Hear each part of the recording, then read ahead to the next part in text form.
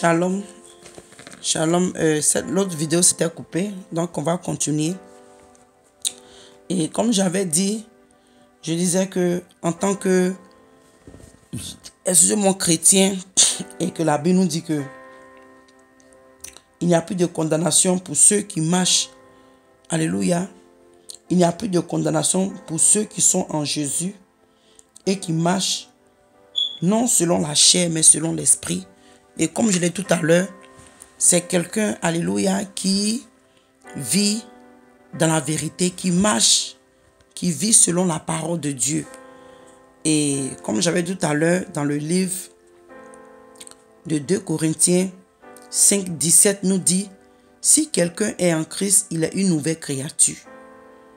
Les choses anciennes sont passées, voici, toutes choses sont devenues nouvelles. Donc, comme j'avais dit tout à l'heure, dans le livre de Romains, qui nous dit qu'il n'y a plus de condamnation. Parce qu'il n'y a plus de condamnation pour cette personne, parce que cette personne est devenue une nouvelle créature en Christ.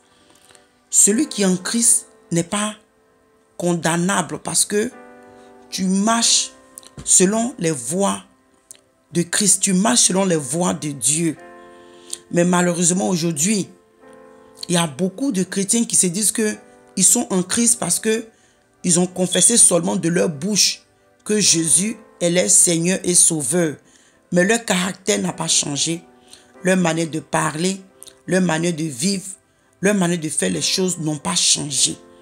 Et bien aimé, c'est un piège parce qu'aujourd'hui, j'ai compris que dans la Bible, française, on te dit qu'il n'y a plus de condamnation pour ceux qui sont en Christ, qui sont en Jésus-Christ. Mais on ne dit pas qui marchent non selon la chair, mais selon l'esprit. Donc les gens pensent que comme le fait que, j'ai confessé de ma bouche que je suis en Jésus, il n'y a plus de condamnation pour moi. Non, bien aimé. C'est la personne qui vit dans la vérité, la personne, alléluia, qui est conforme, excusez-moi, qui est conforme à la parole de Dieu. Ta manière de vivre, ta manière de marcher est conforme, alléluia, à la parole de Dieu. Il ne suffit pas seulement d'aller à l'église et puis dire que je suis une nouvelle créature. Non. Quel est ton comportement? Quelle est ton attitude? Quelle est ton attitude? Est-ce que tu as encore les désirs du monde en toi? Bien-aimé, c'est un combat. Je ne suis pas venu ce soir pour condamner quelqu'un ou pour juger.